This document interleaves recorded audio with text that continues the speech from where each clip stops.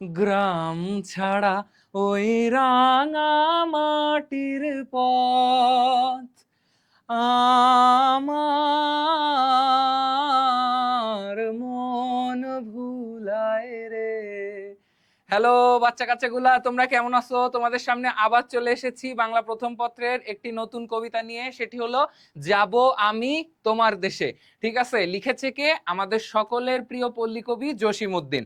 ঠিক আছে, এই কবিতায় কবিতার যে প্রকৃতি প্রেম, যে গ্রাম মানে গ্রাম নিয়ে তার যেই একটা আবেগের জায়গা, তার যে একটা ভালোবাসার জায়গা রয়েছে, সেই জায়গাটি এই কবিতায় তিনি পারফেক্টলি উঠাইছে, মানে আমাদের সামনে তুলে ধরছে। সো যেহেতু এই জিনিসটা পারফেক্টলি আমাদের সামনে তুলে ধরা হয়েছে, তো আমরা আজকে পারফেক্টলি বোঝার চেষ্টা করব যে উনি তার দেশে, মানে উনি যে বলছে যাব আমি তোমার দেশে, এই জিনিসটা বলতে কি বোঝানো হচ্ছে এবং তারই সাথে সাথে তিনি আর কি কি সৌন্দর্যের কথা বলেছে সেগুলা কিন্তু আমি জানবো এবং বুঝবো এবং শিখবো। তার আগে একটু দেখো কি সুন্দর একটা অ্যানিমেশন তোমাদের জন্য আছে এখানে। বাংলাও তো অ্যানিমেশন দিয়ে তাহলে পড়া কিন্তু ঠিকই যায়, তাই না? তাহলে দেখো কি সুন্দর একটা গ্রাম, পাহাড়ের কোল ঘেঁষে একটা নৈসর্গিক দৃশ্য, মানে মনটাকে পুরা জুড়িয়ে দিবে এমন একটা ওয়েদার। এখন হচ্ছে ভিলেজটা দেখো উপর থেকে দেখতে ঠিক এইরকমই লাগে। ঠিক আছে, এইরকমই লাগে। এখন যদি দেখো তিনটা ভিলেজ কোনগুলাকে বলবো এটা আগে তোমাকে বুঝতে হবে, মানে গ্রাম আমি কোনগুলাকে বলবো, মানে যে কোনো কিছুকেই কি গ্রাম বলা যায়? আচ্ছা চলো একটু একটু পার্থক্য দেখি, তারপরে কবিতাটা পড়বো। দেখো, এগুলাকে বলা হয় মেট্রোপলিস বা মেট্রোপলিটন সিটি, যেখানে তুমি অনেক সুউচ্চ উচ্চ বিল্ডিং দেখবা, হাইলি মানে ডেভেলপড ইনফ্রাস্ট্রাকচার বা অবকাঠামোগুলা তোমার চোখে পড়বে। যেমন ঢাকা শহরে যদি তুমি আসো, তাহলে তুমি বুঝতে হবে এটা একটা মেট্রোপলিটন সিটি অথবা মেট্রোপলিস, কারণ এখানে বড় বড় স্কাইস্ক্র্যাপার গুলা আছে, মানে বিশাল বিশাল দালানগুলা আছে, প্রায় 20 তলা 30 তলা দালানগুলা তুমি পাবা। এবং এখানকার শহরের যা মানে এখানকার যা অবস্থা, সেখানে মানে সারা দেশে এরকম অবস্থা নাই। তার মানে তুমি বুঝতেছো যে মেট্রোপলিটন বা মেট্রোপলিস সিটিগুলোতে সবচেয়ে বেশি কিন্তু কি সুযোগ সুবিধা থাকে একটা মানুষের জীবন যাপনের জন্য। তারপরে যদি আসে সেটা হচ্ছে সিটি বা শহর। শহর অঞ্চল কোনগুলা? ধরো মফস্বল শহরগুলা। যেমন আমি যদি বলি আমি কুষ্টিয়ার মানুষ, তাহলে আমার কুষ্টিয়াটা হচ্ছে ওই সিটির ভেতরে পড়ে, ওইটা কিন্তু মেট্রোপলিটন না। তার মানে সে মেট্রোপলিটন আবার ভিলেজও না, মেট্রোপলিটন না, এর মাঝামাঝি একটা সেমি উন্নত জায়গা, যেইখানে তোমার মানে ধরো ভিলেজের মতো অতটাও হাহাকার নাই জিনিসপত্রের বা সুযোগ সুবিধার, আবার মেট্রোপলিটনের মতো অত চাকচিক্যও নাই। ইন বিটুইন, মানে ওই দুইটার ইন বিটুইন হচ্ছে যেই থাকার জায়গা, সেগুলাকে বলা হয় সিটি বা শহর। আর আজকের আলোচ্য টপিক, আজকের সুপারস্টার, আজকের হিরো আমাদের ভিলেজ বা গ্রাম, যেখানে ধরো এইরকম আবাদি থাকবে এবং পাশ দিয়ে নদী বয়ে যাবে। ঠিক আছে, হ্যাঁ শহরের পাশ দিয়েও নদী বয়ে যেতে পারে, কিন্তু এই নদীগুলার দৃশ্য নৈসর্গিক দৃশ্য, মানে দেখে যেন মনে হবে আল্লাহ প্রদত্ত বা সৃষ্টিকর্তা প্রদত্ত একটা ভিউ। ঠিক আছে, এবং নিরিবিলি নিশ্চুপ একটা জায়গা, যেখানে কোলাহল নেই শহরের মতো বা মেট্রোপলিস সিটির মতো কোনো কোলাহল নেই, জীবনের ব্যস্ততা নেই একটা। হ্যাঁ জীবনের ব্যস্ততা আছে, কিন্তু দেখো তুমি যখন সিটিতে থাকো বা মেট্রোপলিটনে থাকো শহরগুলোতে, কিছু সময় গেলে সকাল 9টা 9:30 বা 10টার দিক থেকে তোমার কিন্তু আসলে তুমি বুঝতেছো যে মানুষের দৌড় শুরু হয়ে গেছে। ঠিক আছে, এটা তুমি ঢাকার রাস্তায় 9টা 10টা বাজে নামলেই বুঝবা যে অফিস গোয়িং যে বিভিন্ন মানুষ বা স্কুল গোয়িং বাচ্চাগুলা বা কলেজ গোয়িং স্টুডেন্টসরা, এরা কিন্তু ছুটোছুটি লাগিয়ে দেয়। তোমাদের কিন্তু পড়ালেখা শুরু হয়ে যায়, স্কুলে যাও বা বিভিন্ন ধরনের জায়গায় যাও। তার মানে কি বুঝতেছো যে এই কোলাহলের কথাই কিন্তু আমি তোমাকে বলছি। এই গ্রামটাতে তুমি কিন্তু সেই কোলাহলটা পাবা না, এই গ্রামটাতে কি সেই কোলাহলটা পাবা না। খুবই সুন্দর, খুবই শান্ত একটা পরিবেশ থাকবে। তো আর কথা না বাড়িয়ে আমরা চলো যাব আমি তোমার দেশে কবিতাটি শুরু করি। ঠিক আছে, তার আগে তোমাদেরকে একটু দেখাইনি যে আমাদের জসিমউদ্দিন সাহেব আসলে কেমন। এই যে এইটা আমাদের আজকের আলোচ্য টপিকের রচয়িতা, পল্লী কবি জসিমউদ্দিন, যিনি 1903 সালে তাম্বুলখানা গ্রামে জন্মগ্রহণ করেছিলেন। তোমরা যারা ফরিদপুরের আসো তারা হয়তো ওনার বাস্তুভিটা টাইপ কোনো কিছু যদি থাকে সেখানে হয়তো অনেকবার গেছো। ঠিক আছে, তাহলে এই তো গেল। তারপরে আসো আমরা কবিতাটা শুরু করি। প্রথম লাইনটাই তুমি একটু দাগিয়ে রাখবা, জসিমউদ্দিন 1903 খ্রিস্টাব্দে তাম্বুলখানা গ্রামে জন্মগ্রহণ করে। এটা তো আমি অলরেডি বলে দিয়েছি। তো কবিতাটা যদি আমি শুরু করি তাহলে চলো বুঝি। আমরা কবিতাটা শুরু করতে পারি। পল্লী দুলাল ভাই গো আমার, যাব আমি তোমার দেশে, আকাশ যাহার বনের শীষে, দিক হারা মাঠ চরণ ঘেঁষে। এখানে বোঝার জিনিসটা কি আছে বাবা? দেখো, পল্লী দুলাল, পল্লী দুলাল এই কথাটার অর্থ হচ্ছে কবি এই কবিতায় একটি সঙ্গীকে নিয়েই সবকিছু অবলোকন করে বা সবকিছু পর্যবেক্ষণ করে। কবির সেই সঙ্গীটিকে কবি এখানে সম্বোধন করেছেন পল্লী দুলাল বলে। ঠিক আছে, তো এই পল্লী দুলাল এর অর্থ হচ্ছে পল্লী মায়ের আদুরে সন্তান। পল্লী মায়ের, পল্লী মায়ের, পল্লী মায়ের আদুরে, আদুরে সন্তান, যার সাথে কবি ঘুরে বেড়াতে চাচ্ছে। ঠিক আছে, পল্লী দুলাল ভাইগো, তাকে ভাই বলে সম্বোধন করছে। ভাইগো আমার মানে কবির, যাব আমি তোমার দেশে, তোমার যেই দেশ, তোমার যেই গ্রাম বাংলা, তোমার যেই গ্রাম, সেখানে আমি যাব, কবি সেটাই বোঝাতে চেয়েছেন।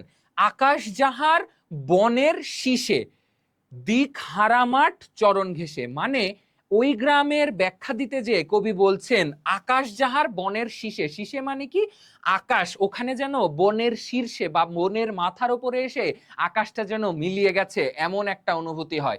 এবং তারই সাথে সাথে দিক হারা মাঠ চরণ ঘেঁষে, মানে বিস্তীর্ণ মাঠ, এই বিস্তীর্ণ মাঠ যেন গ্রামের চরণ মানে পা ঘেঁষে যাচ্ছে, মানে এতটা কাজ দিয়ে। শুধুমাত্র কি দুইটা বর্ণনা, কি অপরূপ সুন্দরভাবে কবি এখানে সৌন্দর্যতা ফুটিয়ে উঠিয়েছেন। দেখো কি বলছে, যে আকাশ যাহার বনের শীষে, আকাশটা যেন, তুমি যদি দূর দিগন্তে তাকাও তুমি দেখবা আকাশটা যেন ওখানে নেমে গেছে। কবি ওইটাই বলছে যে এমন একটা গ্রাম, ওই গ্রামে যেন আকাশটা ওই গাছের উপরে এসে মিশেছে বা ওই বনের উপরে এসে মিশে গেছে, আকাশটা ওখানেই শেষ, পৃথিবীটা ওখানেই যেন শেষ। ঠিক আছে, তারপরে কি, দিক হারা মাঠ চরণ ঘেঁষে, মানে বিস্তীর্ণ মাঠ, খোলা মাঠ, যার মাঠের পরে মাঠ, যার শেষ নাই, সেই রকম মাঠ যেন এই গ্রামের পা ঘেঁষে, চরণ শব্দের অর্থ পা, সেই পা ঘেঁষে আছে। ঠিক আছে, এতটা কাছে। দূরদেশীয় মেঘকণেরা মাথায় লয়ে জলের ঝাড়ি, জলের ঝাড়ি শব্দটার অর্থ হচ্ছে কলস বা কলসি, যেগুলা জল রাখতে ব্যবহার করা হয়, তাহলে জলের পাত্র। ঠিক আছে, জলের পাত্র, একবারে বললাম পানির পাত্র বা জল রাখার পাত্র, যেখানে উদাহরণ হিসেবে আমি বলে দিতে পারি কলসি। ঠিক আছে, কলসি, আচ্ছা কলসি বা কলস। আচ্ছা, দূরদেশীয় মেঘকণেরা মাথায় লয়ে জলের ঝাড়ি, দূরদেশ মানে কি, ওই আকাশের যে মেঘগুলা সেগুলা যেন অনেক দূর থেকে আসছে বলেই কবির মনে হচ্ছে, এবং সেটা যেন মানে যেমন কলসে করে এনে পানি ঢেলে দেওয়ার জন্য কলসটা ভর্তি করতে হয়, ওই রকম করে যেন পানি নিয়ে আসছে, মানে মেঘ নিয়ে আসছে তারা, যেই মেঘ থেকে বৃষ্টিপাত হতে পারে সেটার কথাই পরে বলছে। দাঁড়ায় যাহার কলটি ঘেঁষে, বিজলি পেরে আঁচল নাড়ি, মানে এমন একটা পরিস্থিতি গ্রামের কোনার আকাশে তৈরি হয়েছে যে ঘন কালো মেঘ সেখানে এসে কি জমা হয়েছে, যেটা বিদ্যুৎ চমকানোর সাহায্যে বিদ্যুতের এক মানে আকাশের সৌন্দর্যের এমনটা হয়ে গেছে যে ওই মহিমায় যেন মনে হচ্ছে বৃষ্টি এসে যাবে, মানে বৃষ্টির একটা আহ্বান কবি এখানে দেখতে পাচ্ছেন বলেই তিনি মনে করছেন। এবং তিনি কবিতাতে এটাই বলেছেন যে কলসি ভরা জলের মতো বৃষ্টি যেন এসে, মেঘরা যেন সিগন্যাল দিচ্ছে যে কিছুক্ষণ পরেই মানে তুমুল কি হবে, বৃষ্টি নামবে, তুমুল বৃষ্টি নামবে। ঠিক আছে, তারপরে আসি, বেতস কেয়ার বনে, যেথায় ডাহুক মেয়ে আসর মাতায়। এখন বেতস কেয়ার বনে, এই বেতস কেয়া মানে কি, বেত এবং কেয়ার বনে, বেত এবং কেয়ার বনে, ঠিক আছে, কেয়ার বনে। বন কি চিনো না? অনেকগুলা গাছ, মানে অনেক মানে কি বলবো যে প্রচুর গাছগাছালি দিয়ে ভরা একটা ঘন জায়গা, তাই না? সবুজ প্রাকৃতিক জায়গা। তো বলছে বেতস কেয়ার বনে যেথায় ডাহুক, ডাহুক একটা পাখি, ডাহুক মে আসর মাতায়। এখানে ডাহুক মে আসর মাতায় আসলে বলতে কবি বোঝাইতে চেয়েছেন যে এই যে ডাহুক পাখির একটা সুমিষ্ট গানের সাথে উনি যেন মানে এটাকে ইয়ে করতে পারছে, মিলাইতে পারছে, ঠিক আছে? যে ডাহুক মে আসর মাতায়, মানে ডাহুক মে মানে ডাহুক পাখির ওই সুমিষ্ট গানের সাথে কবি মিল খুঁজে পাচ্ছেন। কোথায় এটা হচ্ছে? বেত এবং কেয়ার বনে ঘটছে, ঠিক আছে? পল্লী দুলাল ভাই গো আমার যাব সেথায়, মানে কবি ওই জায়গাটাতেই যেতে চাচ্ছেন, ওই নৈসর্গিক সুন্দর জায়গাটাতেই কবি পৌঁছাতে চাচ্ছেন, যেখানে কি বাবা বলতো, যেখানে এইরকম অপরূপ সৌন্দর্য কবি বর্ণনা দিলেন, যেই গ্রামের মাথার উপরে এসে আকাশ যেন মিশে যাবে, যেই গ্রামে কি হবে, যেই গ্রামে তোমার মাঠ, দিকহারা মাঠ, মানে বিস্তীর্ণ ভূমি যেন চরণ ঘেঁষে বা পা ঘেঁষে থাকবে, যেই গ্রামে ডাহুক পাখির সুমিষ্ট গানের মতো কেয়া এবং বেতের বনে সুমিষ্ট পাখির গান হবে, এই রকম ধরনের জায়গায় কবি কি যেতে চাচ্ছে, ঠিক আছে, যেতে চাচ্ছে। এবার আসো, তোমার দেশে যাব আমি দীঘল বাঁকা পন্থখানি। পন্থ শব্দের অর্থ মানে পথ, ঠিক আছে, আর দীঘল শব্দের অর্থ দীর্ঘ। দীর্ঘ আঁকা বাঁকা পথ, তোমাকে কিন্তু প্রথমেই অ্যানিমেশনে আমি কিন্তু দেখাইছি যে পথ দেখছো কত দীর্ঘ, লং একটা পথ, তাই না? তাহলে তোমার দেশে যাব আমি দীঘল বাঁকা পন্থখানি, মানে কবি যেই পল্লী দুলাল বা তার আদরের মা, পল্লী মায়ের আদরের সন্তানের যে গ্রামে কবি যেতে চাচ্ছেন, সেখানে আঁকা বাঁকা দীর্ঘ, দীঘল বাঁকা মানে শুধু সোজা না, দীর্ঘ বাঁকা পথ রয়েছে, ঠিক আছে? ধান কাউনের ক্ষেতের ভেতর সরু সুতোর আঁচড় টানি। দেখো ধান তো চিনো তোমরা, ধান ক্ষেত। কাউনটা হচ্ছে অনেকটা এইরকম ধরনের একটা জিনিস পাওয়া যায়, ঠিক আছে? কাউনটা তুমি যদি চিনে থাকো, এইরকম ধরনের, এরকম গোল গোল গোল গোল গোল গোল গোল গোল গোল, মানে আর একটা শস্য দানা, ঠিক আছে? ধান গমের মতোই আর একটা শস্যকে বলা হয় কাউন। এই রকম ধরনের জিনিস থাকে কাউনের, মানে যেই পাতাটা থাকে এই ধরনের পাতা কাউনের থাকে। তাহলে কাউন কি বোঝা গেল? এটা হচ্ছে আর একটা শস্য দানা। এই কাউনটাকে তুমি বলতে পারো না ধান বা গমের মতো আর একটা শস্য দানা, ঠিক আছে? এবং ছবিতে তোমাকে দেখাই দিছি ওই শস্য দানাটা আসলে কেমন হয়, ঠিক আছে? শস্য দানা। ধান কাউনের ক্ষেতের ভেতর সরু সুতোর আঁচড়টানি, এটার মানে কি? এটা বুঝতে গেলে আগের লাইনটা বুঝতে হবে। আগের লাইনটা তোমাকে কি বললাম? কবি যেই গ্রামে যাচ্ছেন সেই গ্রামের রাস্তাটা দীর্ঘ এবং আঁকাবাঁকা। এখন গ্রামের রাস্তার পাশে নিশ্চয় বাড়িঘর থাকে না, গ্রামের রাস্তার পাশে থাকে বিস্তীর্ণ ধানের ক্ষেত, বিস্তীর্ণ ফসলের জমি বা ক্ষেতগুলা, ঠিক আছে? তার মাঝ দিয়ে এই বিস্তর বিশাল এলাকার ভেতর দিয়ে যখন আঁকাবাঁকা পথ যাচ্ছে, সেটাকে একদম মানে খড়ের গাদায় সূচের মতোই লাগে, মানে এত বিশাল জায়গায় ছোট্ট। তো সেটাকেই, সেই ছোট্ট জিনিসটাকে কবি সুন্দর করে বলছে কি সরু সুতোর আঁচড়টানি, মানে তার কাছে উপর থেকে দেখতে বিস্তীর্ণ মাঠের মধ্যে রাস্তাটাকে একটা সুতার মতো চিকন জিনিসই লাগছে, সুতার মতো ওই রকম চিকন লাগছে, ঠিক আছে? এবার আসো, গিয়াছে সে হাবামের, হাবা শব্দের অর্থ হচ্ছে অবুঝ। হাবা শব্দের অর্থ কি? অবুঝ বা বোকা, ঠিক আছে? হাবামের যে অবুঝ, অবুঝ। আচ্ছা, গিয়াছে সে হাবামের এলো মাথার সিতির মতো। এখানে কি বলা হয়েছে? যে এই যে পথ, এই পথের বর্ণনাটা কবি দিচ্ছে একটা বোকা এলোমেলো মেয়ে, যার চুলগুলাও এলোমেলো, এবং তুমি বাংলায় যদি বলো আউলা ঝাউলা, তো তার মানে চুল আঁচড়ানো অবস্থায় নাই, পরিপাটি নাই, ঠিক আছে? চুলের অবস্থাটা পরিপাটি নয়, এমন একটা অবুঝ বোকা গ্রাম্য মেয়ের সিথি। সিথি কোনগুলা?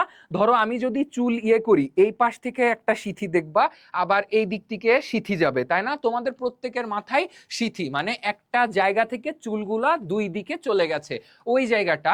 তো এই যে এলোমেলো যে থাকে, তার তো আসলে সিথিও এলোমেলো, এইরকম তো মানে পুরা এইরকম থাকবে না, তার এইরকম, আবার এইরকম, তারপর এরকম, মানে নানা ধরনের ভাবে তার সিথিগুলা কিন্তু থাকবে। যেহেতু তার সিথিটা ওই রকম থাকবে, তো গ্রামের পথও কি আঁকা বাঁকায় হয় না? গ্রামের পথও তো এরকম আঁকা বাঁকাই হয়। তো কবি ওইটাই বলছে যে এই যে সরু সুতোর আঁচড় বা সরু সুতোর মতো পথটা এই এলোমেলো মেয়ের মাথার সিঁথির মতোই আঁকা বাঁকা। ঠিক আছে, বোঝা গেছে? কোথাও সিধে কোথাও বাঁকা, গরুর গায়ের রেখায় ক্ষত। এই শব্দটার অর্থ যে এই যে আঁকা বাঁকা রাস্তা, এগুলা কি সব পাকা রাস্তা? সব কিন্তু পাকা রাস্তা না। কিছু কি মানে ম্যাক্সিমামই কিন্তু গ্রামে কি কাঁচা রাস্তা, কাদা মাটির রাস্তা। এখন তুমি যদি দেখে থাকো কাদা মাটির রাস্তায় তুমি যদি গরু হেঁটে গেলে গরুর পায়ের খুরের দাগ থাকে। ঠিক আছে, গরুর খুরের দাগ থাকে, ওখানে পায়ের দাগ ওখানে বসে যায়, বা একটা মানুষই গেল ওই কাদার রাস্তা দিয়ে, ওই দাগ কিন্তু থেকে যায়। যেহেতু ওই দাগ থেকে যায়, কবিতাকে ক্ষতের সাথে তুলনা করছে, যে পথের সৌন্দর্য যেহেতু বলছে উনি, তার কারণে ওই পথের মাঝখানে যেই ছাপটা গরুর পায়ের রয়েছে সেটাকে তিনি সুন্দর সাবলীল উপমা দিয়ে বলছেন ক্ষতের মতো। বা মানে হাত যদি কেটে যায়, এই হাতের মধ্যে যদি একটা ক্ষত হয়, তাহলে তুমি বলো না হাতটা দেখতে ভাল লাগতেছে না, একটা ক্ষত। তো বলছে কবি যে ওই রাস্তাটাও অনেক সুন্দর, কিন্তু তার মধ্যে রয়েছে কি অনেকগুলা গরুর পায়ের ছাপ, বা গরু মানুষের পায়ের ছাপ, বা নানা ধরনের ছাপ, যার জন্য ওই রাস্তাটাকে মানে রাস্তার উপরে কাদাগুলা এলোমেলো হয়ে গেছে, সেটাকে উনি ক্ষতর সাথে তুলনা করছেন। বাপ রে বাপ, কি উপমা, ভাবা যায়? আচ্ছা, হ্যাঁ। গাজনতলির মাঠ পেরিয়ে শিমুলডাঙ্গা বনের বায়ে, কোথাও গায়ের রোদ মাখিয়া ঘুম ঘুমায়ে গাছের ছায়ে। এই দুইটা লাইনের মানে যদি বলি, এই যে পথ, এই পথের শেষ কোথায়? কবি সেটাই বোঝাতে চেয়েছেন যে এই পথটা এতটাই বিস্তীর্ণ যে গাজনতলির মাঠও, সেটা গাজনতলি একটা জায়গার কথা কবি বলছেন, সে যে ওই মাঠটাও পেরিয়ে গেছে বা পার হয়ে গেছে। ওই গাজনতলির মাঠটা হয়তো অনেক অনেক দূরে। ঠিক আছে, মাঠ পেরিয়ে তারপরে আসছে শিমুলডাঙ্গা বন, তার বায়ে মানে বাম পাশ দিয়ে কোথাও গায়ের রোদ মাখিয়া, মানে এই যে তপ্ত রোদে তার যেই মানে এই রাস্তাটার অনুভূতি উনি ব্যক্ত করছেন, যে এখানে তপ্ত রোদে এই রাস্তাটা কবির কাছে মনে হচ্ছে যেন হাঁপিয়ে উঠেছে। যেহেতু হাঁপিয়ে উঠেছে, সে ক্লান্ত। যেহেতু সে ক্লান্ত, সেখানে হয়তো একটা বড় গাছের ছায়া সে পেয়েছে, এবং সেই গাছের ছায়ার নিচে এই ক্লান্ত রাস্তাটি বা ক্লান্ত পথটি হয়তো ঘুমিয়েই পড়েছে। তো কবি সেটার কথাই এই দুই লাইনে বললেন, যে গাজনতলির মাঠ পেরিয়ে, মানে বিস্তীর্ণটা বোঝাচ্ছে যে অনেক দূর, মাঠ পেরিয়ে শিমুলডাঙ্গা, ওইটা পরে যে শিমুলডাঙ্গা। তুমি বলো না যে আচ্ছা অমুক জায়গায় যাব, কিভাবে যাব? তো যারে জিজ্ঞেস করলা সে তোমার বলবে প্রথমে ওইখানে যাবা, তারপর ওখান থেকে নেমে অমুক জায়গায় যাবা, অমুক জায়গা থেকে আবার কোনো একটা যানবাহনে করে তমুক জায়গাটায় যাবা, সেটাই তোমার কাঙ্ক্ষিত স্থান, তাই না? তো ওইটাই কবি এখানে কবিতার মধ্যে বলছে, গাজনতলির মাঠ পেরিয়ে শিমুলডাঙ্গা বনের বায়ে মানে বাম পাশে, কোথাও গায়ের রোদ মাখিয়া ঘুম ঘুমায়ে গাছের ছায়, মানে গাছের ছায়ায় যে এই ক্লান্ত পথটি হয়তো ঘুমিয়ে গেছে। তাহার পরে মুঠি ছাড়িয়ে দিয়ে কদম কলি, মানে এখানে এমন ভাবে মনে হচ্ছে যে গ্রামের মেঠো পথের উপরে যেন কে মুঠো ভরা তোমার হচ্ছে কদম ফুল, যে কদম ফুল তার কদমের কলি যেন ছিটিয়ে রেখে গেছে। কবি সেটা বলছে গ্রামের মেঠো পথে। কোথাও মেলে বনে পাতা, গ্রাম্য মেয়ে যাই যে চলি। এটার মানে হচ্ছে শুকনো পাতার মচমচ আওয়াজ হয় যখন তার উপর দিয়ে গ্রামের মেয়েরা হেঁটে চলে যায়। ঠিক আছে, গ্রামের রাস্তায় যে শুকনো পাতা পড়ে রয়েছে, তার উপর দিয়ে মেয়েরা যে হেঁটে চলে যাচ্ছে, এতে যে পাতার যে শব্দটা হচ্ছে মচমচ করে, সেই কথাটাই কবি এখানে বলেছে। ঠিক আছে, সে পথ দিয়ে আমি যাব, আমি পল্লী দুলাল তোমার দেশে, মানে যেই পথের কথা এতক্ষণ কবি মানে অনেক হাইপ দিয়ে ক্রিয়েট করলেন, যে এই পথটা এরকম অমুক জায়গায় যে মনে হয় ঘুমাচ্ছে, নানা ধরনের উপমা দিয়ে উনি কিন্তু প্রথমে কি রাস্তা, যেই রাস্তা দিয়ে সে যাবে তার ব্যাখ্যাটা উনি দিলেন। এখন বলছে যে যেই রাস্তাটার বর্ণনা আমি তোমাকে দিলাম পল্লী দুলাল ভাই, আমি সেই রাস্তা দিয়েই যাব তোমার দেশে। ঠিক আছে, নাম না জানা ফুলের সুবাস বাতাসেতে আসবে ভেসে। কবি এখানে বলতে চেয়েছেন যে কবি কি সব ফুল চিনবেন? সব ফুল কিন্তু কবি চিনবেন না। যেহেতু কবি সব ফুল চিনবেন না, এই কারণে সে যখন ওই রাস্তা দিয়ে যাবে, যেহেতু বিস্তীর্ণ রাস্তা এবং বিস্তীর্ণ পথের দুই ধারে নানা ধরনের ফুলের গাছ থাকবে, নানা ধরনের সুবাসিত ফুলের গাছ থাকবে, সেই ফুলগুলি কিন্তু কবি চিনেন না। যেহেতু চিনেন না সব ফুল, এই কারণে উনি নাম না জানা ফুলের গন্ধে যে তার যাওয়ার পথটি বা যাওয়ার রাস্তাটি ভরে থাকবে, কবি সেই আকুলতার কথাই এখানে ব্যক্ত করেছেন পল্লী দুলাল ভাইয়ের কাছে। তাহলে এই এতটুকু সে আসলে বিল্ড আপ দিল, সে যেই গ্রামে যাবে সেই গ্রামের রাস্তাটা কেমন, সেই গ্রামটা কেমন। প্রথম স্তবকে তুমি দেখেছিলে যে গ্রামটা কেমন তার বর্ণনা কবি দিয়েছে, এবং তারপরে উনি দিয়েছেন ওই গ্রামের রাস্তা, যেই রাস্তা দিয়ে ওই গ্রামে যেতে হয় সেই রাস্তার বর্ণনা। এবার চলো পরবর্তীতে কি অপেক্ষা করছে আমরা একটু দেখি। আচ্ছা, তোমার সাথে যাব আমি পাড়ার যত দস্যি ছেলে। দস্যি মানে কি? ডান পিটে ছেলে, ডান পিটে বা দুরন্ত। দস্যি শব্দের অর্থ হচ্ছে ডান পিটে বা দুরন্ত, ঠিক আছে? ডান পিটে বা দুরন্ত ছেলে বা দুষ্টু ছেলে। ডান পিটে ছেলে বা দুরন্ত ছেলে বা দুষ্টু ছেলে, ঠিক আছে? এই সবগুলাই আমি তোমাকে বললাম, দুষ্টু ছেলে। আচ্ছা, দুষ্টু ছেলে। তোমার সাথে যাব আমি পাড়ার যত দস্যি ছেলে। দস্যি শব্দের অর্থ ডান পিটে, দুষ্টু ছেলে। এগুলা সব অবলিক অবলিক দিয়ে দিলাম। আচ্ছা, তার মানে কবি এই লাইন দিয়ে বলছে, কি বলছে একটু যদি পরের লাইনটা পড়ি আরো ভালো বুঝবো। তাদের সাথে দল বাঁধিয়া হেথাই সেথাই। হেথাই সেথাই অব্দের অর্থ হচ্ছে এদিক সেদিক, এদিক সেদিক, ঠিক আছে? এদিক সেদিক, হেথাই সেথাই, এদিক সেদিক। আচ্ছা, ফিরবো খেলে। এবার আসো, এই দুই লাইনের জন্য আমি তোমাকে যদি বলি, পুরাটা তার একটা কনভারসেশনের একটা পুরা লাইন হচ্ছে এই দুইটা পংক্তি, যে তোমার সাথে যাব আমি, কার সাথে? পল্লী দুলাল ভাইয়ের সাথে। কে যাবে? কবি যাবে। পাড়ার যত দোষী ছেলে, তার মানে পাড়ার যত দোষী ছেলে তাদের সাথে দল বাঁধিয়া হেথাই সেথাই ফিরবো খেলে। এর মানে কবি যে গ্রামে যেতে চাচ্ছেন, সেই গ্রামে কবি যে শুধুই নিসর্গ মানে নৈসর্গিক অবস্থাগুলা অবলোকন করতে যাচ্ছেন বা প্রাকৃতিক সৌন্দর্যগুলা অবলোকন করতে যাচ্ছেন তা কিন্তু নয়, তা কিন্তু একেবারেই না। হ্যাঁ, সেগুলা তার উছিলা অবশ্যই আছে, সে সেগুলা অবশ্যই দেখবে, কিন্তু এর বাইরেও তিনি কি করবে? পাড়ার মানে গ্রাম্য যেই দুরন্ত দুষ্টু দস্যি ছেলেগুলা আছে, সেই দুরন্ত দুষ্টু দস্যি ছেলেদের সাথে এদিক সেদিক কিন্তু তিনি খেলা করে বেড়াবেন। শুধু যে গ্রামের প্রাকৃতিক সৌন্দর্য দেখার জন্য তিনি গ্রামে যাচ্ছেন তা না, সেখানে যে সে দুরন্ত বাচ্চাদের সাথেও, দুরন্ত দস্যি বাচ্চাদের সাথে, ডানপিটে বাচ্চাদের সাথে খেলাধুলা করবে, ঠিক আছে? এবার আসো, ধল দিঘিতে। ধল দিঘি শব্দের অর্থ মস্ত বড় দিঘি, ঠিক আছে? মস্ত বড় দিঘি, এটা একটু বলে নি। অর্থ যদি, শব্দের অর্থ যদি জানো তাহলে লাইনগুলা বুঝতে সুবিধা হয়। মস্ত বড় দিঘি, ঠিক আছে? মস্ত বড় দিঘি, ধল দিঘি শব্দের অর্থ বোঝা গেল। ধল দিঘিতে সাঁতার কেটে আনবো তুলে, আনবো তুলে রক্ত কমল। রক্ত, কমল শব্দের অর্থ পদ্ম, ঠিক আছে? কমল শব্দের অর্থ কি? পদ্ম। এবং রক্ত কলম, রক্ত কমল শব্দের অর্থ হচ্ছে লাল পদ্ম। রক্ত কমল শব্দের অর্থ কি? লাল পদ্ম। তাহলে বুঝছো আশা করি। আচ্ছা, এখন শব্দের অর্থ বলছি, লাইনের অর্থ একবারে বলবো। শাপলা লতায় জড়িয়ে চরণ। চরণ শব্দের অর্থ ওই পাশে লিখে দিইনি, এখন একটু লিখে দিই। এটা হচ্ছে চরণ শব্দের অর্থ পা, বা, ঠিক আছে? চরণ শব্দের অর্থ কি? পা। শাপলা লতায় জড়িয়ে চরণ, ঢেউয়ের সাথে খাবো যে দোল। এবার আসো, দুই লাইন, এই ধল দিঘি আর এই শাপলার এই দুই লাইনের ব্যাখ্যা তোমাকে যদি বলি। ধল দিঘিতে মানে বিশাল একটা মস্ত বড় দিঘিতে সে কি করবে?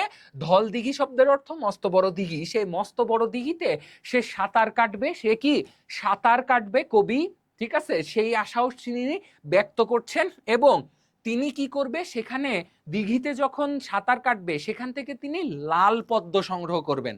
তিনি কি সংগ্রহ করবেন? লাল পদ্ম, যাকে উনি বলছেন রক্ত কমল, ঠিক আছে? এবার আসো, তারপরে শুধু তাই নয়, তিনি আরো বলছেন যে এই যে সাঁতার কাটতে যাব, তখন শাপলার লতায় আমার পা যাবে আটকে, মানে তার পায়ের সাথে শাপলার লতা পেঁচিয়ে যাবে, শাপলার লতা পেঁচিয়ে যাবে, এবং যেহেতু পেঁচিয়ে যাবে তখন দিঘির যেই ছোট্ট ঢেউ আছে সেই ঢেউয়ের দোলায় ওই ওই তোমার শাপলার ওগুলোও দুলবে, কবিও দোল খাবে। ঠিক আছে, সেই আশার কথা কবি এই 2 লাইনে বলেছেন। তারপরে যদি দেখো, হিজল ঝরা জলের ছিটায় গায়ের বরণ রঙিন হবে, খেলবে দিঘির ঝিলমিল মোদের লীলা কালোৎসবে। এই 2টা লাইনের এই হিজল ঝরা, মানে হিজল ঝরা শব্দের অর্থ বলা হচ্ছে হিজল জড়া, হিজল ঝরা এই শব্দটার অর্থ হচ্ছে হিজল ফুল, হিজল ফুল। ঠিক আছে, হিজল ঝরা মানে হিজল ফুল। আচ্ছা, সেই ফুল ঝরবে কোথায়? জলের ছিটায় গায়ের বরণ রঙিন হবে, মানে গ্রামীণে যেই উৎসব সেটার মানে সেই উৎসবটা রঙিন হয়ে উঠবে। ঠিক আছে, সে খেলবে দিঘির ঝিলমিল মোদের লীলা কালোৎসবে। এখন দেখো, যখন হিজল ঝরা গায়ের বরণ রঙিন হবে, তার মানে তার গ্রামীণ যেই উৎসব, সেই গ্রামীণ উৎসবে তিনি কি পাবে বলতো? গ্রামীণ উৎসব অবশ্যই অবশ্যই যেটি হবে সেটি রঙিন হয়ে উঠবে, গ্রামীণ যে উৎসবটা রঙিন হয়ে উঠবে। এবং তারই সাথে সাথে খেলবে দিঘির ঝিলমিল মোদের লীলা কালোৎসবে, মানে তারা যে জলকেলি করছে, জলে নেমে যেই আনন্দে মানে উদ্বেলিত হয়ে উঠছে, সেই উৎসবটাও কি হবে? রঙিন হয়ে উঠবে কবির কাছে। কবি এইটি ব্যাখ্যা করতে চাচ্ছেন। তোমার দেশে যাব আমি পল্লী দুলাল ভাইগো সোনার, সোনার সেথায় পথে ফেলতে চরণ লাগবে পরশ এই মাটি মার।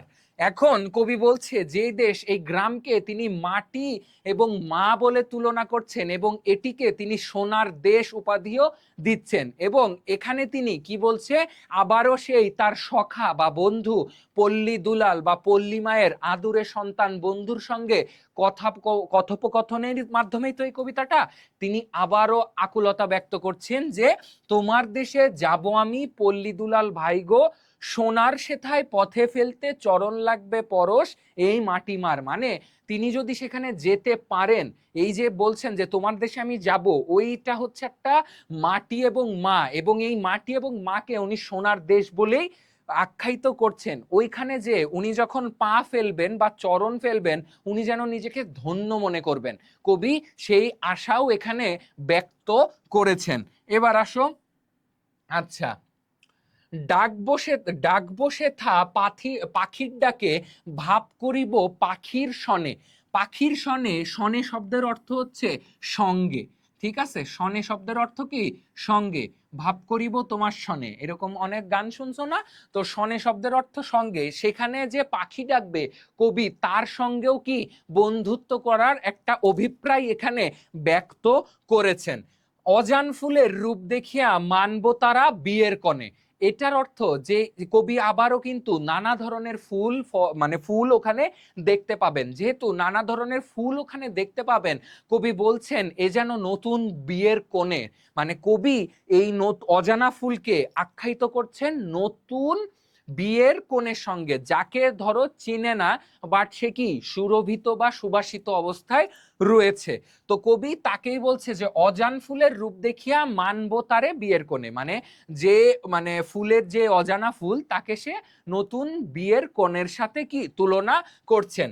চলতে পথে ময়না কাটায়, চলতে পথে ময়না কাটায় উত্তরীয় জড়িয়ে যাবে। উত্তরীয় হচ্ছে গায়ের চাদর। ঠিক আছে, উত্তরীয় শব্দের অর্থ কি? গায়ের চাদর। তাহলে উত্তরীয় শব্দের অর্থ বোঝা গেল গায়ের চাদর। ময়না কাটা কি? ময়না কাটার ঝোপ হয়, সেই ময়না কাটার ঝোপে চলতে চলতে কবির গায়ের চাদর কি পেঁচিয়ে যাবে বা জড়িয়ে যাবে। ইটেল মাটির হোঁচট লেগে আঁচল হতে ফুল ছড়াবে। এটার মানে কি? এঁটেল মাটির পথ যেটা আঁকা বাঁকা উঁচু নিচু পথ, সেখানে পা মানে পা এরকম উঁচু নিচু হয়ে যে আঁচল ভরা ফুল ছিল কবির কাছে সেটা গ্রামের রাস্তায় পড়ে যাবে, যেটা গ্রামীণ জীবনের একটা খুবই সাধারণ দৃশ্য। এটা বিভিন্ন সময় প্রায় প্রতিদিনই বাংলাদেশের কোনো না কোনো গ্রামে এটা হচ্ছেই। ওই এঁটেল মাটির পথে পা উঁচু নিচু হয়ে মানে কোলের ভেতর থেকে বা আঁচলের ভেতর থেকে থাকা সকল ফুল কি মাটিতে পড়ে যাচ্ছে। কবি সেটার কথাই বলছে। পল্লী দুলাল যাব আমি তোমার দেশে, মানে পল্লী দুলাল তার সখাকে বলছে আমি তোমার দেশে যাবই, অবশ্যই নিশ্চিতভাবেই যাব, তোমার কাঁধে হাত রাখিয়া ফিরবো মোরা উদাস বেশে। মানে কবিতায় এইখানে এই চরণটি দ্বারা কবি বোঝাতে চেয়েছেন যে তিনি তার যে বন্ধুর সাথে যাচ্ছে গ্রামে, সেই বন্ধুর কাঁধে হাত দিয়ে তিনি একটা চিন্তা মুক্ত, একটা ভাবনা মুক্ত অবস্থাতে হেঁটে চলে যেতে চাচ্ছেন ওই রাস্তা ধরে, ঠিক আছে?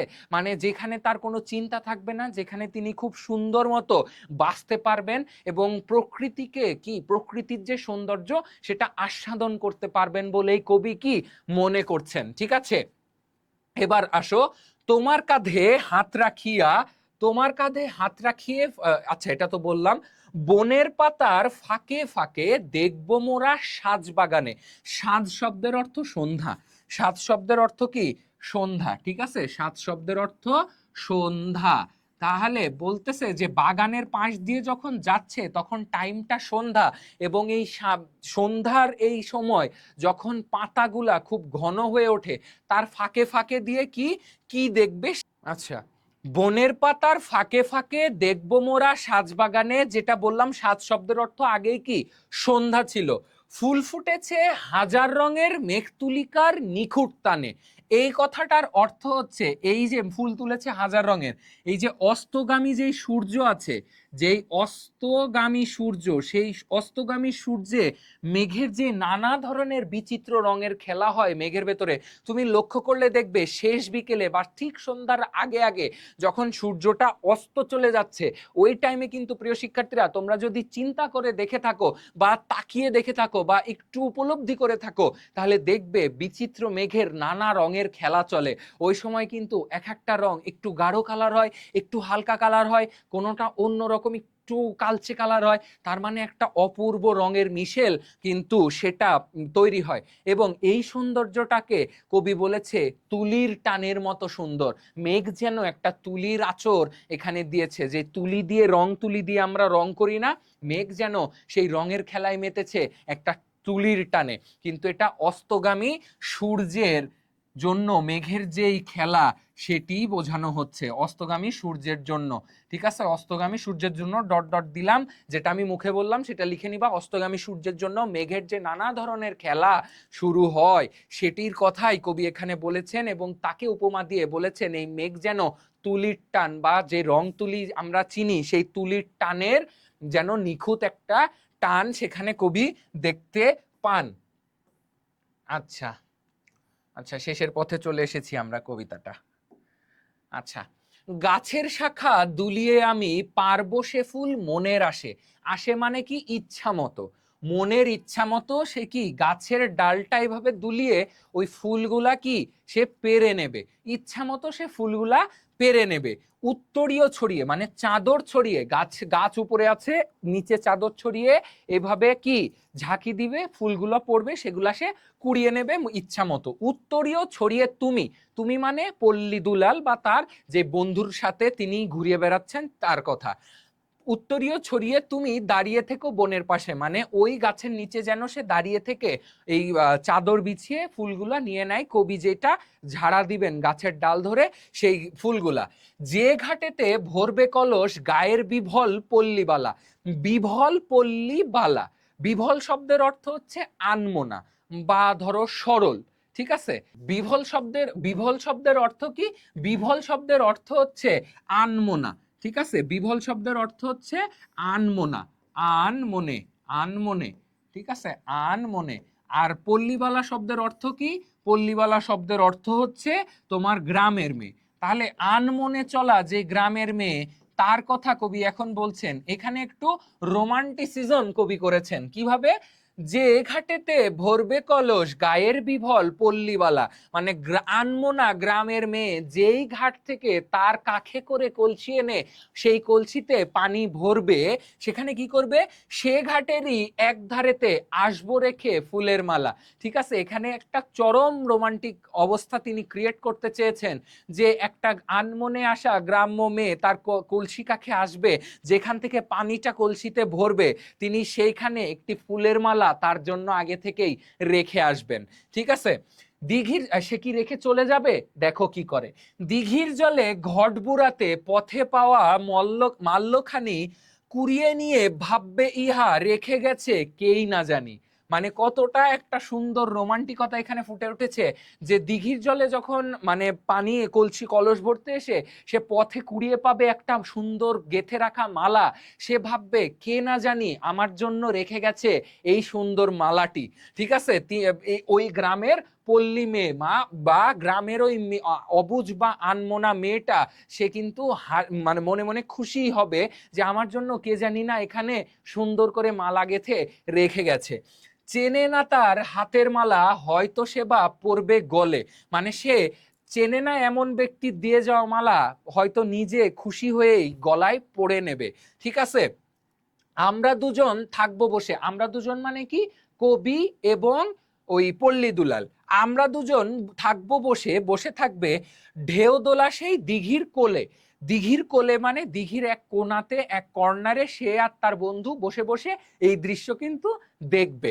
ঠিক আছে, আমরা দুজন, আচ্ছা এই লাইনটা পড়েছি। চারপাশেতে বনের সারি এলিয়ে শাখার কুন্তল ভার, কুন্তল শব্দের অর্থ চুল। ঠিক আছে, চুল মানে এখানে বনের পাশে যে গাছপালাগুলো আছে সেগুলো এমন ভাবে হেলে থাকবে বা এমন ভাবে থাকবে যেন একটা মানে কেশ খোলা, মানে কেশ খোলা মেয়ের চুলের মতোই লাগবে, এলোকেশি চুলের মতোই এই গাছগুলাকে দেখতে লাগবে।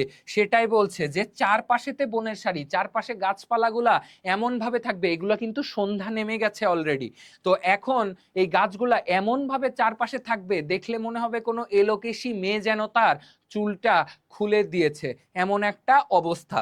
দিঘির জলে ঢেউ গুনিবে ফুল শুকিবে পদ্ম পাতার, সেই দিঘির জলও শান্ত হয়ে আসবে এবং সেই শান্ত জলে পদ্ম পাতার এগুলা উকি দিবে।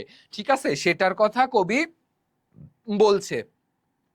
বনের মাঝে ডাকবে ডাহুক, ডাহুক পাখি ডাকবে বনে, এবং ফিরবে ঘুঘু আপন বাসে, মানে ঘুঘু তার নিজের বাসায় ফেরত আসবে।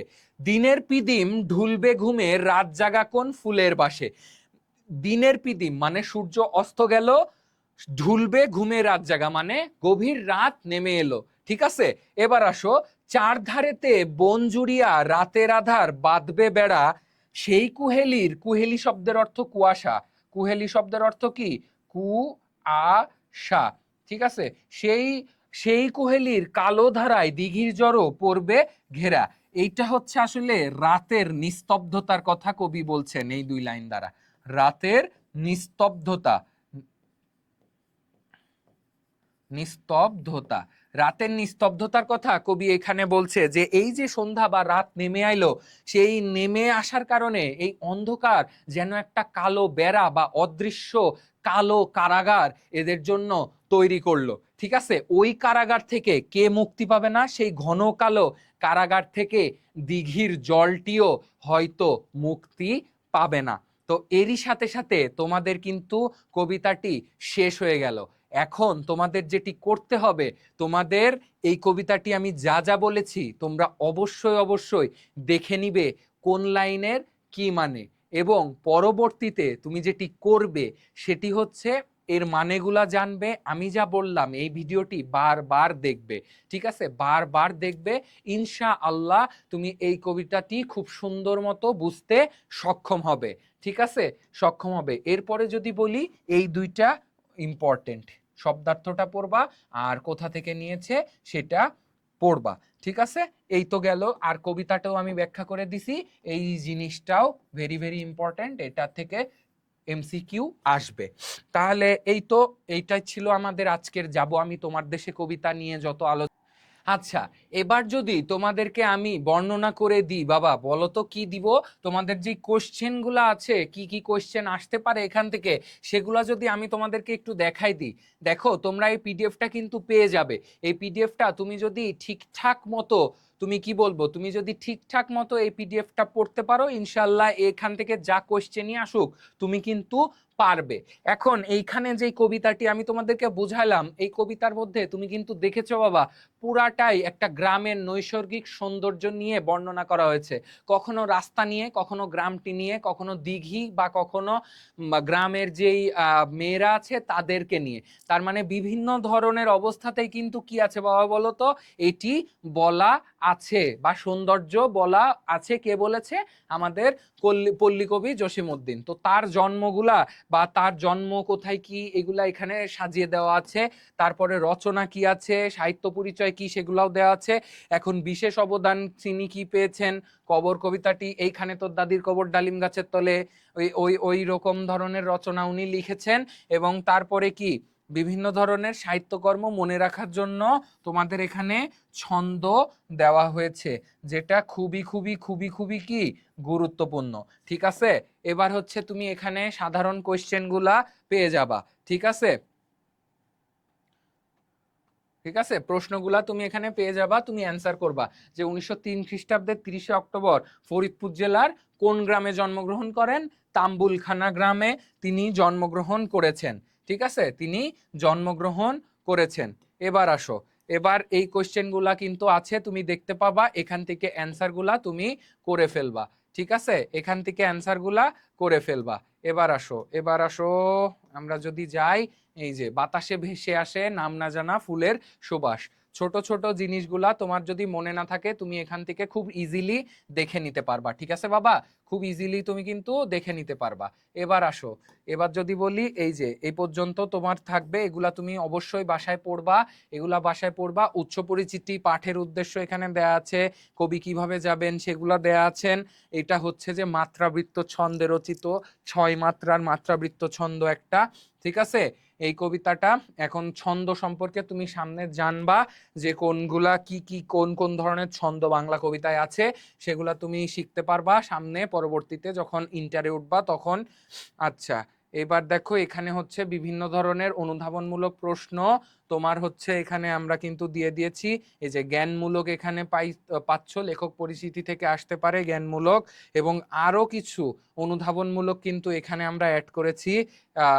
এইগুলা তোমরা হচ্ছে পিডিএফ দেখে অবশ্যই অবশ্যই পড়ে নিবা। ঠিক আছে, এগুলা পড়ে নিবা। এখন যদি তোমাকে আমি সৃজনশীলের কাছে চলে যাই, সৃজনশীল ব্যাখ্যাতে চলে যাই, চলো দেখি সৃজনশীলে কি আছে। শহরের দুই বন্ধুর শফিক ও আশিক পরিকল্পনা করে এবার গ্রীষ্মের ছুটিতে তাদের গ্রামের বন্ধু শাহেদের বাড়িতে যাবে। তারা কখনো গ্রাম দেখেনি, বইয়ের পাতায় আর টেলিভিশনে দেখেছে বহুবার, ভালোও লেগেছে, কিন্তু সশরীরে যাওয়া হয়নি কখনো। তাই এ সুযোগ তারা কিছুতেই হাতছাড়া করবে না। তাদের ভালো লাগা আরো শতগুণ বেড়ে গেছে শাহেদ যখন নিজ গ্রামের বন বনানী, ফুল পাখি, দিঘি শাপলা, মেঠোপথ, ছেলে মেয়েদের দুরন্তপনা ইত্যাদি নয়নাভিরাম বর্ণনা তাদের শুনিয়েছে। ঠিক আছে, এখন ক এবং খ ওপর থেকেই অ্যান্সার করতে পারবা পড়ে আসলে। এবার আসো, উদ্দীপকের শহুরে দুই বন্ধুর গ্রাম দেখার যে ব্যাকুলতা প্রকাশ পেয়েছে, তোমার পাঠ্যপুস্তকের কোন কবিতায় এমন অভিব্যক্তি প্রকাশ পেয়েছে? যাব আমি তোমার দেশে কবিতায়। ঠিক আছে, আচ্ছা, উদ্দীপকে শাহেদ তার গ্রামের যে নয়নাভিরাম বর্ণনা করেছেন, এই সেম সেম জিনিস, যেমন এই যে ফুল পাখি, দিঘি শাপলা, মেঠোপথ, ছেলে মেয়েদের দুরন্তপনা, এগুলা সব কিন্তু তোমার পড়া, আমার পড়ানো তোমাদেরকে, এই যে যাব আমি তোমার দেশে, এই কবিতাতে কিন্তু অলরেডি বলা আছে। তাহলে ওই কবিতার আলোকে তোমাকে বর্ণনা করতে হবে, যা যা আমি তোমাদেরকে পড়াইলাম সেইভাবে তুমি বর্ণনা করে দিবা। ঠিক আছে, তারপরে আসো, এখানে একটা ডেমো অ্যান্সার তোমাকে দেয়া আছে, পরবর্তীতে চলো 2 নাম্বারটা দেখি। আমি বললুম, হ্যাঁ আব্দুর রহমান, তোমার কথাই সই, মানে তোমার কথাতেই রাজি।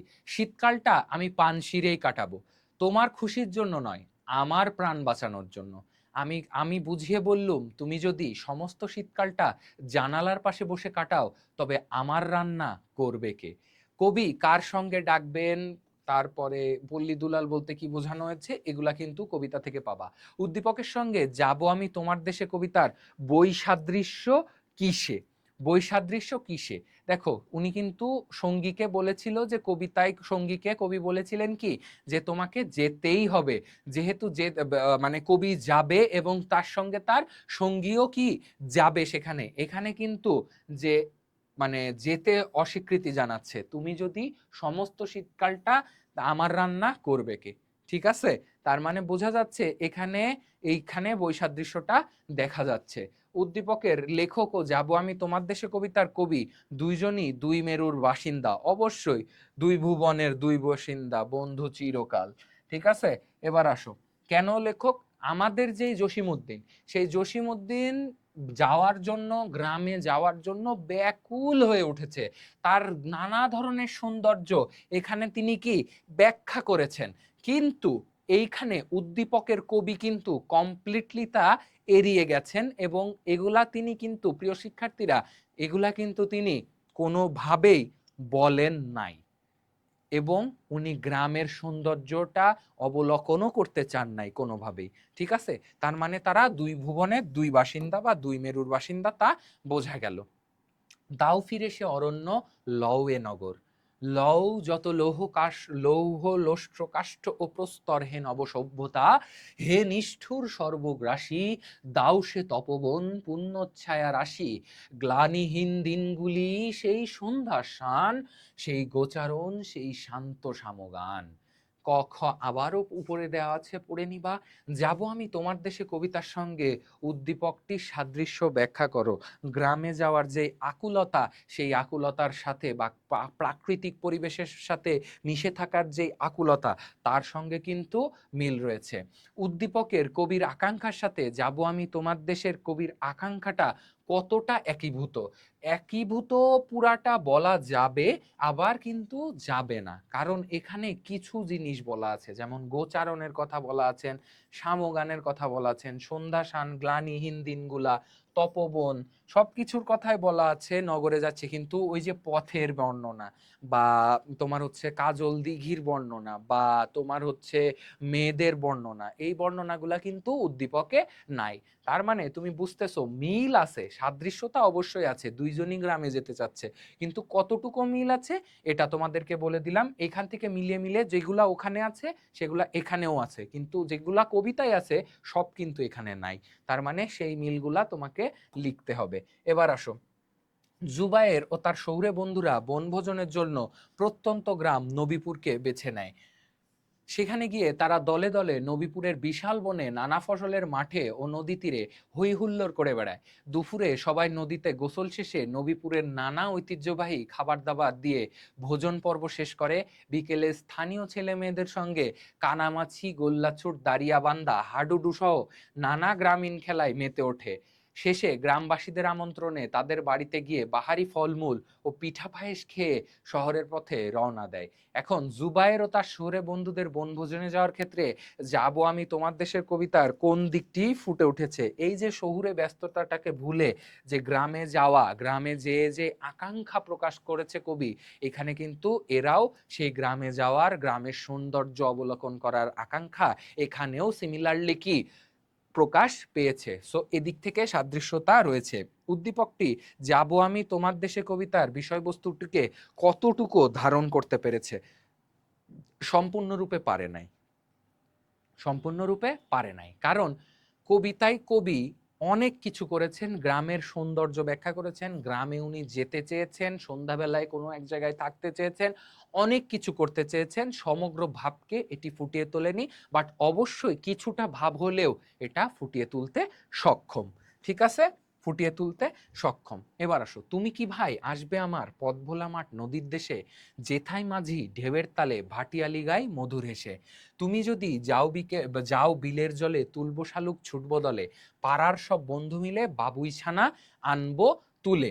এবার যদি বলি উদ্দীপকের শেষ দুই চরণের সঙ্গে যাব আমি তোমার দেশে কবিতার কোন দিকটির সাদৃশ্য রয়েছে? কোন দুইটি লাইন? তুমি যদি যাও বিলের জলে, তুলবো শালুক ছুটবো দলে। উনি কিন্তু কমল পদ্ম তুলে আনতে চেয়েছেন। পাড়ার সব বন্ধু মিলে বাবুই ছানা আনবো তুলে। উনি দস্যি ছেলেদের সাথে খেলতেও চেয়েছেন এবং দিঘিতে নেমে তাদের সাথে রক্ত কমলও তুলে আনতে চেয়েছেন এবং শাপলার চরণ তার পায়ে আটকে সেই ঢেউয়ের দোলেও উনি খেতে চেয়েছেন। তো ওই দিকটার সাথে এখানে মিল রয়েছে। উদ্দীপকটি যাব আমি তোমার দেশে কবিতার মূল ভাবকে পুরো ধারণ করতে পারেনি। ঠিক আছে, আবারও পারেনি। এবার আসো। রবিন কলেজে ভর্তি হয়ে একটি মেসে ওঠে। সেখানে লেখাপড়ার ফাঁকে ফাঁকে তার মন চলে যায় তার ফেলে আসা গ্রামে। অবসরে সে সহপাঠী বন্ধু নাফিসকে গ্রামের মেথোপট, নানা ফুল ফসল, পশু পাখি, মুখরিত প্রকৃতির কথা বর্ণনা করে।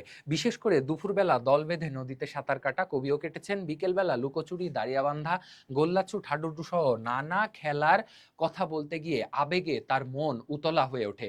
সব শুনে নাফিস আগামী গ্রীষ্মের ছুটিতে রবিনের সাথে তার গ্রামের বাড়িতে যাওয়ার আগ্রহ প্রকাশ করে। উদ্দীপকের নাফিজের সঙ্গে কবিতার কার সাদৃশ্য রয়েছে? কবির সাদৃশ্য রয়েছে। কবি কবি সেই ফেলে আসা দিনগুলো তাকে যেন পিছু ডাকছে, এই যে এই কথাটা উনিও কিন্তু ফিল করছে। উদ্দীপকের রবিনের বর্ণনা যেন যাব আমি তোমার দেশে কবিতার প্রতিচ্ছবি, যথার্থ। যা যা কবি করেছেন এতটুকু উদ্দীপকে পুরাটা কিন্তু উঠে এসেছে। তার মানে ঘতে কথাটি যথার্থ। এরপরে আসো। ধান সর্ষের ক্ষেতের ভেতর গ্রামটি উদয়পুর। দিঘির কোলে পদ্ম দোলে, গাছে পাখির সুর। হরেক রকম বুনো ফুল ফোটে পথের পাশে, দূরের আকাশ নুয়ে পড়ে মাটির সবুজ ঘাসে। ভুরি ভুরি জলের কুড়ি ভাসে মেঘের কোলে, সেসব দেখে দামাল ছেলে বাড়ির কথা ভুলে। আচ্ছা, যাব আমি তোমার দেশে কবিতায় বর্ণিত কবির মনোভাবের সঙ্গে উদ্দীপকের দামাল ছেলের সাদৃশ্য। তারা দুইজনেই গ্রামে ফিরতে চায় এবং গ্রামীণ প্রকৃতিতে বাঁচতে চায়। তাহলে সেই দিক থেকে সাদৃশ্য রয়েছে। যাব আমি তোমার দেশে কবিতায় প্রতিফলিত গ্রামের সৌন্দর্য উদ্দীপকের উদয়পুরের মধ্যে কতটুকু ফুটে উঠেছে? পুরাপুরি ফুটে ওঠে নাই, কারণ কবির গ্রামের বর্ণনা আরো সুন্দরভাবে দিয়েছেন। আমরা কবিতায় সেটি দেখেছি অলরেডি। তারপরে আমাদের ছোট গায়ে ছোট ছোট ঘর, থাকি সেটা সবে মিলে নাহি কেহ পর। পাড়ার সকল ছেলে মোরা ভাই ভাই, একসাথে খেলি আর পাঠশালে যায়। আমাদের ছোট গ্রাম মায়ের সমান, আলো দিয়ে বায়ু দিয়ে বাঁচাইছে প্রাণ। আম গাছ জাম গাছ বাঁশঝাড় যেন মিলেমিশে আছে ওরা আত্মীয় হেন। কোহেলি মানে কুয়াশা।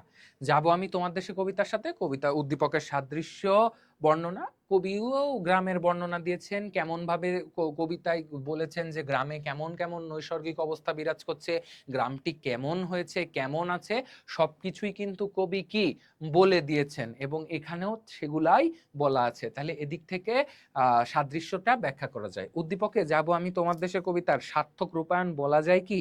সার্থক রূপায়ণ কি বলা যায়? বলা কিন্তু যায় না, কারণ সেখানে আরো অনেক কিছুর কথা কবি বলেছেন যা এই উদ্দীপকে আসেনি। সো এটাকে সার্থক রূপায়ণ কোনোভাবেই বলা যাবে না। এবার যদি আসো লাস্ট কোয়েশ্চেন। লাল সবুজের আমার দেশে ভোরের সূর্য হাসে, মায়ের মতো দেশ যে আমার পদ্ম ডোবায় ভাসে।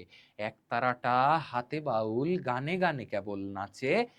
সোনার দেশে স্বপ্ন বুনে, বুকে শ্রমিক তাঁতি কৃষক বাঁচে। সারা দেশি গ্রামটা বুঝি ভালোবাসি উজাড় করে, সকল মানুষ হাসলে তবে এ দেশেতে মুক্তা ঝরে। তাহলে ক খ গেল উদ্দীপকের প্রথম দুই চরণের সাথে কি? লাল সবুজের আমার দেশে ভোরের সূর্য হাসে, মায়ের মতো দেশ যে আমার পদ্ম ডোবায় ভাসে। কবিও কিন্তু তার গ্রাম দেশটাকে মায়ের সাথে তুলনা করেছেন এবং সোনার সোনার সাথে তুলনা করেছেন, যেখানে তিনি পা দিতে পারলে ধন্য হয়ে যাবেন বলেই তিনি বিশ্বাস করেন। সো ওই দিকটার সাথে উদ্দীপকের মিল পাওয়া যায় এবং কবিতাটির সম্পূর্ণ ভাব প্রকাশ করেনি, এটিও তুমি বুঝলে। কারণ কবিতায় অনেক কিছু বলা আছে, এখানে পুরাটা বলা নাই। তাহলে তুমি যদি একটু চালাক হও তাহলে তুমি কিন্তু বুঝেছো এখানে আসলে টাইপ কয়টা আছে। যদি আমি একটা নিউ পেজ নিয়ে তোমাদেরকে টাইপটা বলি, এখানে যদি একটা নিউ পেজ নিয়ে তোমাদেরকে টাইপ বলি, সেটা হচ্ছে প্রথম টাইপটা তুমি দেখলা যে কবিতার সাথে সাদৃশ্য খুঁজছে গ্রামের বর্ণনা, কবির গ্রামের বর্ণনা। ঠিক আছে, টাইপ 1 এটাকে তুমি যদি বলো, এটা হচ্ছে টাইপ 1 কি? কবির গ্রামের বর্ণনা। ঠিক আছে, এখন আর টাইপ 2-তে তুমি যেটা পাচ্ছ, এই বর্ণনা দিতে গেলে তোমার দুইটা কাহিনী আসবে।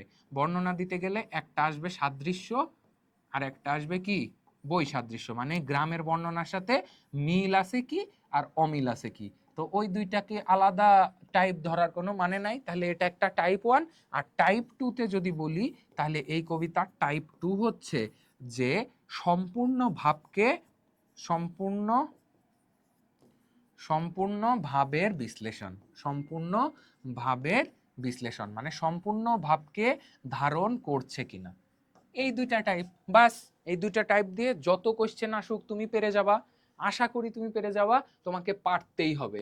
যেহেতু তোমাকে পারতেই হবে, তো কোনো সমস্যা নেই, তুমি অবশ্যই পারবা, এটারও কোনো সমস্যা নেই। এই যে দেখো কি সুন্দর ভিলেজ, আমি তোমাদেরকে বুঝাইছি অ্যানিমেশন দিয়ে। ভিলেজের সেন্টারটা যদি একটু দেখাই দিই যাওয়ার আগে, শেষ করার আগে, দেখো কি সুন্দর সেন্টার, ঠিক আছে? এটা community centre, school, bus stop, religious facility, doctor surgery, playground, mayors office. এটা একটা বিদেশি গ্রামের একটা সুন্দর চিত্র, ঠিক আছে? তো তাহলে ক্লাসটি তাহলে তোমাদের জন্য আজকে এই পর্যন্তই থাকলো। তোমরা সবাই ভালো থাকো, সুস্থ থাকো। আবার একটা নতুন ক্লাস নিয়ে তোমাদের সামনে আমি আবার হাজির হব ইনশাআল্লাহ। নতুন কোনো বিষয় নিয়ে আলোচনা করব তোমাদের সাথে। ততক্ষণ তোমরা সবাই ভালো থাকো, সুস্থ থাকো এবং পড়াশোনা করতে থাকো। তো সবার জন্য শুভকামনা। আজকের ক্লাসটা এই পর্যন্তই। আসসালামু আলাইকুম।